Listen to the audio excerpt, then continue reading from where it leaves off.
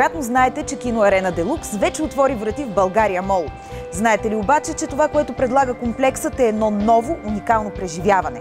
7 зали, 1000 места, ултралуксозна вип зала. И това далеч не е всичко.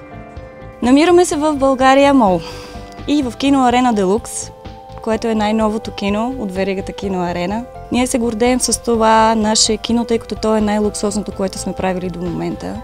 Разполага с 7 зали, с 1000 места, като всички зали са оборудвани с дигитална технология. Всички зали могат да пускат филми, които са Real D 3D. Технологията е много по-ярка, много по-модерна, показва много повече цветове. Всички очила са специални. Те могат да се ползват няколко пъти, купуват се отделно от билета. Човек може, дори ако иска, да се изфука пред приятелите си с тях. Друга технология, с която разполага Киноарена Делукс, и тя е единствената в България, това е Dolby Atmos. Това е звукова система, която представлява 360 градуса звукова картина. Ако може да си го представите, разбира се това. Това означава, че филма може да бъде чут. Не само видян и преживян, той може да бъде чут.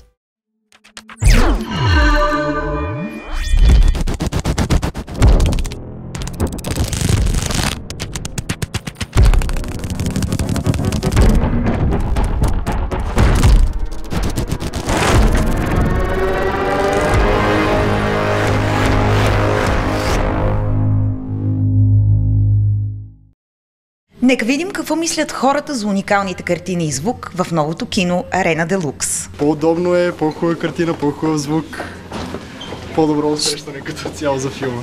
Ще дойдете ли пак? Да, вече за втори път. Много беше удобно, много хубав звук, страхотно. И дизайна също е много добър, местата са много удобни, въобще и двете.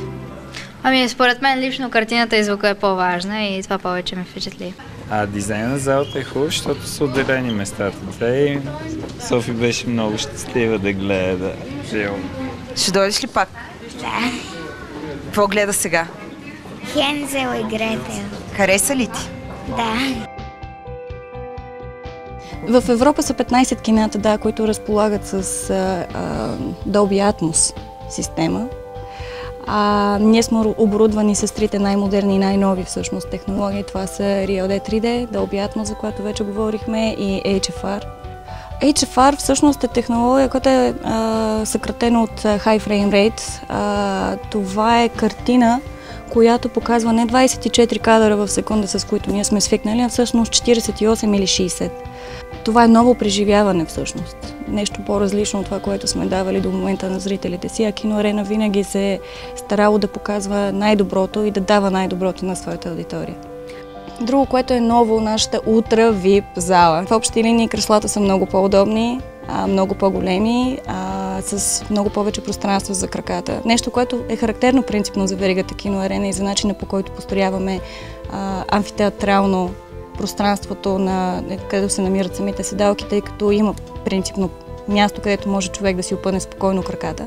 Имат люлещ механизъм и ние обичаме да им казваме, че това са love seats, защото те са love seats всъщност. Двойките могат, когато дойдат на кино, да си вдигнат механизма, който е между две седалки и да се гушнат, ако искат. Тези седалки са във всичките зали в Арена Делукс, не само в VIP залата ни.